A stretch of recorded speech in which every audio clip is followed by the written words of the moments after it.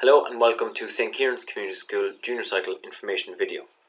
My own name is Pat O'Sullivan and I am one of two Junior Cycle coordinators here in the school, myself and Sarah Mannix. For the first half of this video I will take you through the rationale behind the new Junior Cycle, and then I'll hand you over to Sarah, who will go through how the assessment and reporting will take place in the new Junior Cycle for your son or daughter. So first of all, we'll start off with some words from Nelson Mandela. Education is the most powerful weapon which you can use to change the world. Now let's look at what subjects your son or daughter are doing in the junior cycle. So our current third years are doing English, Science, Business Studies, Irish, Art, Craft and Design, Modern Languages, Maths, History, Geography, Music, Home Economics and Wellbeing. Now they're the last group where the whole cohort of subjects they're not sitting the full cohort of subjects. Our current first and second years are now experiencing the full junior cycle, and any incoming students into first year will experience the full cohort of subjects for the junior cycle. So they will have all of the ones listed beforehand, plus we have religion, wood technology, graphics and engineering. So they're the last four to be introduced. Now, wellbeing is a big part of the new junior cycle. So in wellbeing, there will be 400 hours dedicated to wellbeing over 3 years, and these will be embedded in physical education, SPHE, CSP and guidance, and that's where the wellbeing hours will be used for each student over the 3 years, totaling 400 hours. So why does wellbeing matter so much? A student's wellbeing is present when the students realise their abilities, take care of their physical wellbeing, can cope with the normal stresses of life and have a sense of purpose and belonging to their wider community. And it's nice to know what the indicators of well-being are, and this is something that is built into the new junior cycle that helps students realise and see and indicate how their well-being is. So are they active? Are they responsible? Do they feel connected, resilient, respected, aware? So these are the 8 indicators of well-being that are covered throughout school in these classes in CSP, SPHE, PE and guidance. So in the new junior cycle there is a strong emphasis on building a shared understanding of well-being. So it is important that the whole school community builds and shares a common understanding of well-being, especially of what we mean when we talk about student well-being, i.e. well-being for all. Along with well-being, there is a lot of changes in the assessment and reporting of the new junior cycle.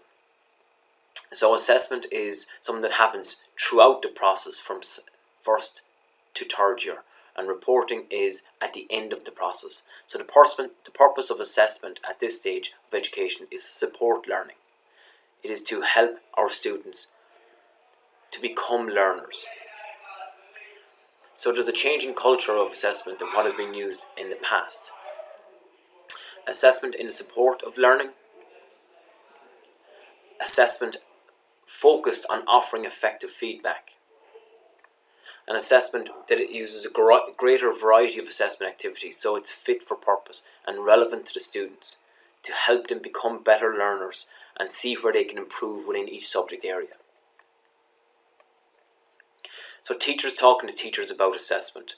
So again, there's lots of different assessment techniques. So built into the new junior cycle is teacher collaboration. Teachers talking to each other and learning from each other about different assessment techniques. Again, with the student at the centre of each conversation. And then there's building capacity, knowledge and confidence in assessment. And that's been rolled out in the new junior cycle. That's being built into schools. So to understand the effectiveness of assessment, to understand how important it is to students and how we can help to build the knowledge and capacity around that. So your child will be involved in reviewing feedback and identifying what they have done well, identifying what to do next, setting and achieving personal goals. So again, when they get work, they will get feedback, they'll review that, they'll identify what they've done well and maybe what they need to do better. So that helps them identify what to do next and how to move forward. And again, with collaboration with the teacher, setting and achieving personal goals. This is also done by redrafting and correcting their own work. So again, with these goals in mind, they can redraft, they can redo it and correct their own work and understand where they have improved, and again, where have they still to improve. And also with peer assessment, they'll be giving feedback to others, and they'll also be considering examples of good work and identifying how they can improve on their own work. So again, with success criteria, they will look at what good work is, how they can achieve that, and identifying where and what changes need to be made from their own work to ensure they are achieving the good work or excellent work that is shown in the examples. So assessment and subjects. Exams will be set, held and marked by the State Examinations Commission in June of third year. English, Irish and Maths specified at higher and ordinary levels. That's as it always has been. But all other subjects are specified at a common level. And all of these are for a duration of 2 hours or less. So let's go through one subject's journey. So in the start of first year, there is a transition from primary school into secondary school.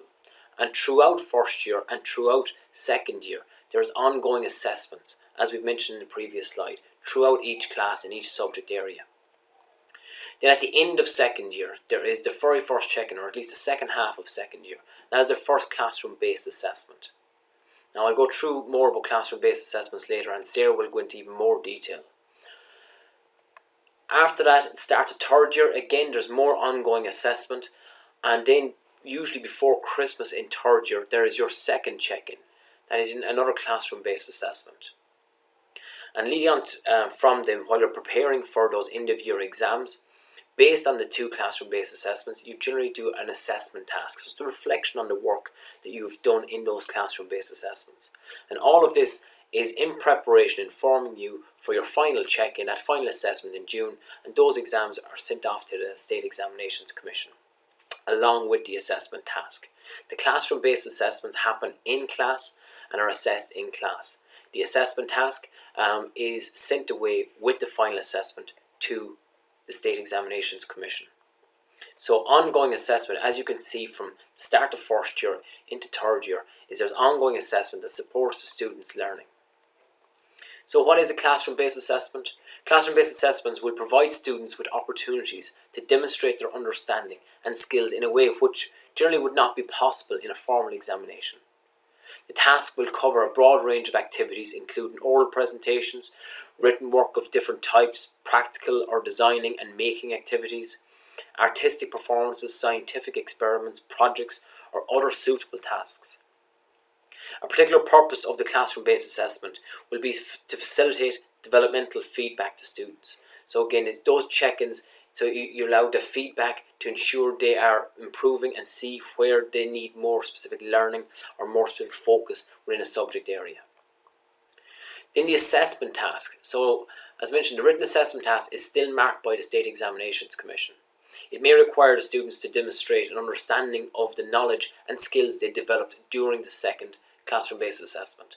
So the classroom-based assessments inform what you do for the assessment task, and especially the second classroom-based assessment. The written assessment task may also provide an opportunity for students to refer to skills and competencies that were developed and describe ways in which their learning might be applied into new situations. The assessment task will be completed in class under supervision of the teacher and will be sent to the SEC for marking along with the script from the final examinations in June of third year, and they'll be state certified examinations. So how do classroom-based assessments take place? So details of the classroom-based assessment are set out in the assessment guidelines for each subject and short course. Teachers will choose classroom-based assessments tasks as per the subject short course assessment guidelines. So within each subject area, there is loads of different options for different types of classroom-based assessments. So as students, along with their teachers, will choose which type suits them best based on the content that is covered and based on them as individuals.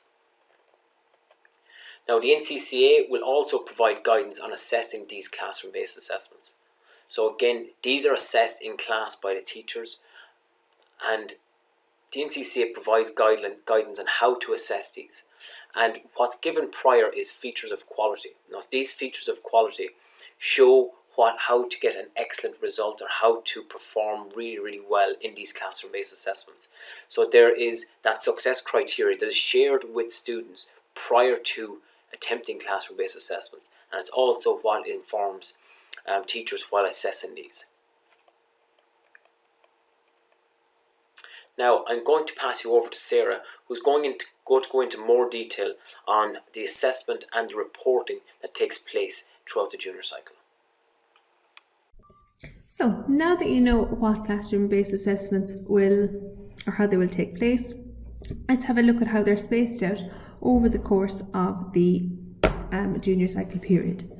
So students will have a classroom-based assessment. Their first one will take place in second year after Christmas, and their second classroom-based assessment will happen in third year. Now the timeframes are issued by the NCCA and the State Examinations Commission, so they will be set out each year. Then their final piece, based on their second classroom-based assessment, is an assessment task. This is a task, it's a reflective piece of work where students reflect on what they have learnt and how they learnt during the course of their second classroom-based assessment. This is filled in an exam-style booklet that comes to the school just before it needs to be filled in. They're giving a specific amount of time to fill it in. Then it is sealed and sent off to the State Examinations Commission for marking, and in the majority of cases it accounts for 10% of the student's final grade in that subject. The classroom-based assessments, CBA 1 and CBA 2, will also appear on the student's final certificate. Here you see an example of the English CBA. So their first CBA is oral communication. Then their second CBA is a collection of student texts. Their final CBA is a written task based on what they learnt in the second classroom-based assessment. This full document extends to cover each of the subjects, and it's available on our school website. The only subject that does not have CBAs in second year is Irish. Irish has both CBAs in third year. So here is an example of what the CBA class calendar looks like for second years. Now, just be aware that for some of the practical subjects, they're given a lot longer time frame. So even though it says in the previous slide that the CBAs start in term 2, for some of our practical subjects, they are given the opportunity to start a little bit earlier. And here you will see how they're planned out over the course of the school year. Normally, it's about 3 to 4 weeks per subject. And we've worked very closely with all of our departments to plan that there is very little overlap. Students may be taking only one of the option subjects in their line. This document, once it's populated at the start of the year, is then shared with parents and students so they can plan out and get themselves organised for their different CBAs. Here is an example of our third year assessment calendar, starting from when they come back, straight into third year, and then it's normally finished just a little bit after Christmas. So then how will our short courses be assessed? Here in St.Ciarán's we have 2 short courses, Physical Education and Digital Media Literacy, or DML as the students might call it. They will have 1 classroom-based assessment in each of the short courses. The school will report to parents and students in their result. So they will undertake their CBA and their result will be posted home or will be available online on VSware. All assessment in the short courses is school-based, so they don't have an assessment task that follows this. They'll have a form of a project to complete, and then that is marked and graded by our Physical Education Department and our Digital Media Literacy Department. So how were CBAs graded? Student achievement in the classroom-based assessment is based on subject-specific learning outcomes and features of quality. So each subject department has been given a rubric, so a document that indicates what quality features each subject is looking for. The features of quality are clearly specified by the National Council for Curriculum, and they're the same for every school across the country. They are set out in 4 level descriptors. So each subject will follow the same descriptors for assessment purposes. You have yet to meet expectations, in line with expectations, above expectations, or exceptional. So each CBA that a student does will have a descriptor, one of these 4 descriptors, on their final junior cycle profile of achievement or their final certification. So how do we ensure quality? Schools are organising subject learning and assessment review meetings, or SLAR meetings, once each of the classroom-based assessments are complete. In this meeting, teachers come together, they compare their assessments of students' work in order to ensure a common approach across the school. CPD is provided for teachers to ensure that the classroom-based assessments align to the national standard. Reporting. The junior cycle, we're building on the reporting that's currently carried out at primary level. It happens in 1st, 2nd and 3rd year. First year reporting will focus on student learning and self-development. 2nd and 3rd year, the reporting will include the school-based components that will form part of the junior cycle profile of achievement. The NCCA will develop guidelines for providing these reports to students and their parents. So you'll be receiving your report either through VSR or in the post, and in this you will see how students are performing in their subjects, how they're getting on, and there will be formative feedback, so feedback on how students can improve within their subject areas. So the steps towards the junior cycle profile of achievement. So the junior cycle profile of achievement, or the JCPA, is the certificate that students will get after their 3 years of junior cycle in the school. The classroom-based assessments of subjects and short courses that are completed in 2nd and 3rd year will appear on the profile of achievement. The students will sit their written examinations in June of 3rd year for these subjects as well, and the assessments of short courses will be included. Our school, will report on student engagement and participation in other areas of learning and well-being in the sections of the JCPA. So, just to recap what will be on this junior cycle profile of achievement to JCPA: the student examination results from the SEC subjects, classroom-based assessments, subjects and short courses, priority learning units if a student is undertaking the Level 2 learning programme, other areas of learning and well-being. So here's an example of the junior cycle profile of achievement. The first example here is a student who sat their subjects at level 3 at a junior cycle level. You have their final state certified exams with their results. Now the A, B, C and D will be gone. They have different indicators: distinction, higher merit, merit, achieved, partially achieved or yet to meet. Classroom-based assessments, you'll see their results above expectation, in line with expectations. Their different classroom-based assessment short courses appear under it, and we also have their other areas of learning. In the coming years, we will also be reporting on well-being in this section. Here then is a second example of a junior cycle profile of achievement. This is a JCPA for a student who's undertaking the Level 2 learning programmes.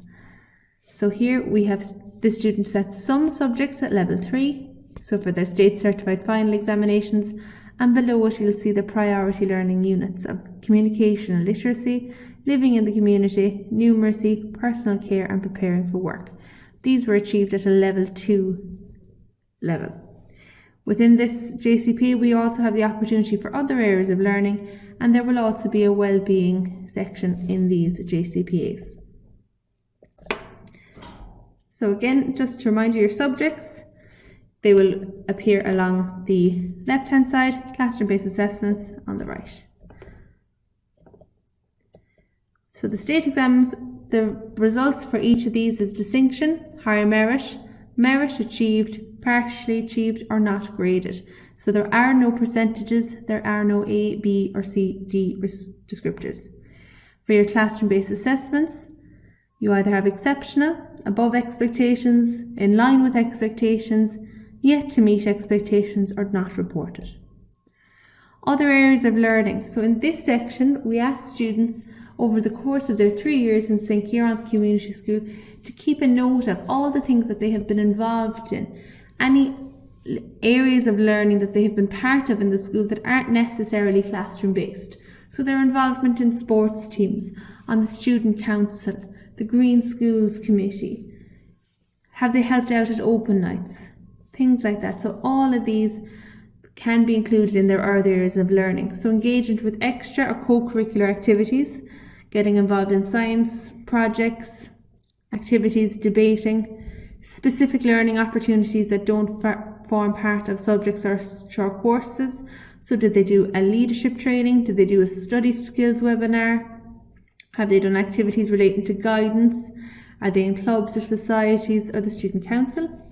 And engagements that form part of the formal timetable curriculum but are not reported on in the sections of their JCPA. So for example, engagement with the school's own religion programme, elements of PE, SPHE and CSPE. So for us, we offer a CSPE as part of our Welding programme, where students will undertake a form of a classroom-based assessment or activity or project, and that can be included in their other areas of learning. So if you have any further questions on the junior cycle, please feel free to contact us at juniorcycle@stciarancs.ie. All of the documentation and this PowerPoint are also available on our website. Thank you very much. Slán go fóill.